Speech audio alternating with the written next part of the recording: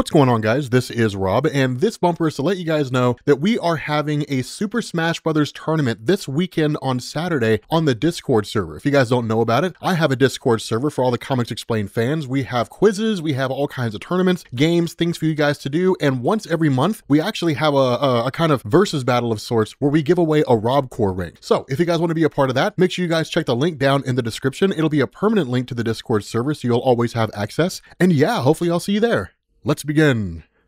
What's going on, guys? This is Rob, and on today's episode of Beyond Omega Level, we're going to discuss a character that's really been a mainstay of the Marvel cosmic landscape for decades in one form or another, but for whatever reason, doesn't really seem to get a ton of discussion. And as you can tell from the title of this video, I'm talking about Quasar. Now, there have been several characters that have taken the moniker of Quasar, but the first and longest running of them is Wendell Vaughn. Now, Wendell Vaughn was created by Don Glut and Roy Thomas, as well as John Buscema, and first appeared in Captain America number 217 in 1978. And as a young man, Vaughn graduates from the SHIELD Academy with exceedingly high marks, but he was placed on lackluster assignments because his trainers believed that he lacked the killer instinct needed for real work in the field. And so one of those assignments is as a security guard for a research facility where experiments were being performed on a set of quantum bands, which had once been owned by a villain known as the Crusader. Now, kind of an interesting fact about the Crusader, he was actually created by Stan Lee in 1950, so over a decade before Stan Lee created the Fantastic Four. But the Crusader was originally a boy named Robert Grayson,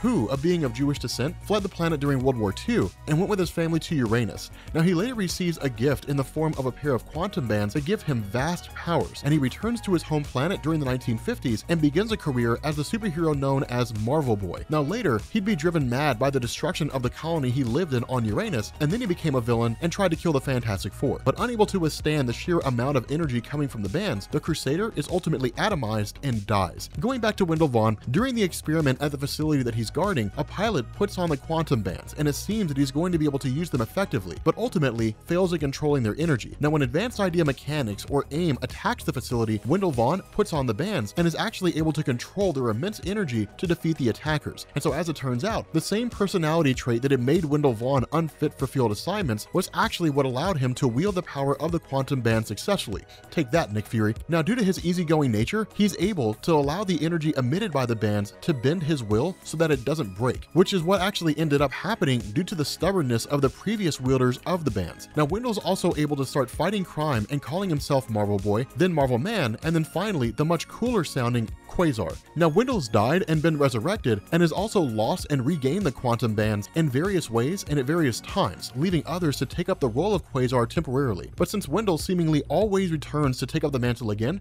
we're going to focus on him for this video. Now, Quasar's powers are all derived from the quantum bands that he wears. The bands themselves were created over 7 billion years ago by the cosmic entity known as Eon. Now, Eon's primary responsibility is to foster all the sentient life in the universe, and he decides that life needs a protector. And so to that end, he creates the quantum bands and chooses individuals to wear the bands and then wield their power to serve as protectors of the universe. Now, the bands are outfitted with 7 jewels from which their power is derived, and they actually fuse themselves to the wrists of the individual that wears them, so you can't simply just take them off. The quantum bands grant their wearers a variety of powers, but their primary function is allowing the wearers to access the quantum zone, which is seemingly an infinite source of energy. Now, Quasar is also able to absorb and manipulate this vast source of energy in basically any way he chooses. Most often, however, Quasar uses this ability to create energy constructs, which can take any form Quasar can think up. Now, these constructs are incredibly strong and have been able to destroy a meteorite, shield Quasar from blasts from Galactus, and withstand the heat of a solar flare. Quasar is also able to use his energy manipulation abilities to drain energy from his opponents. This ability also applies to seemingly all forms of energy, as he's been able to drain energy from the Soul Gem as well as other forms of energy across the electromagnetic spectrum. Now, he was able to absorb the energy shot at him by Thanos wielding the Infinity Gauntlet and then turn it into an energy construct. His most impressive feat of energy absorption, however, is when he was able to drain all the life energy from Ego the Living Planet, who we covered, of course, in his own Beyond Omega Level video just a couple weeks ago. Now, to underline how impressive this feat feat is, the Silver Surfer, an extremely powerful being in and of himself, tried the same feat just moments before Quasar and was unable to pull it off. Now, in addition to constructs, Quasar can also channel energy in the form of extremely powerful energy blasts and has produced a blast equal to 100 megatons, which is twice as much energy yielded by the most powerful nuclear weapon ever detonated. Now, Quasar also has the ability to fly at incredible speeds, having reached speeds of 2.8 million miles per hour as he flew from Earth to the moon and back in less than 10 minutes. He's also able to perform a quantum jump, which is basically teleporting through holes he creates in the fabric of space and time. This allows him to travel light years in a matter of seconds. However, he is not able to use this ability while in a planet's atmosphere without ripping a hole in it. Now, Quasar is also immune to psychic attacks, and he's repelled attacks from powerful psychics like Moondragon. And so just to get a sense of how powerful Quasar is, he was able to siphon off all the energy being emitted by Rachel Summers when she was in possession of the Phoenix Force and turn it into a hard energy construct. And the Phoenix is one of the most powerful entities in the Marvel multiverse, and although the absorbing of that energy pushed Quasar to his limit, the fact that he was able to do all of that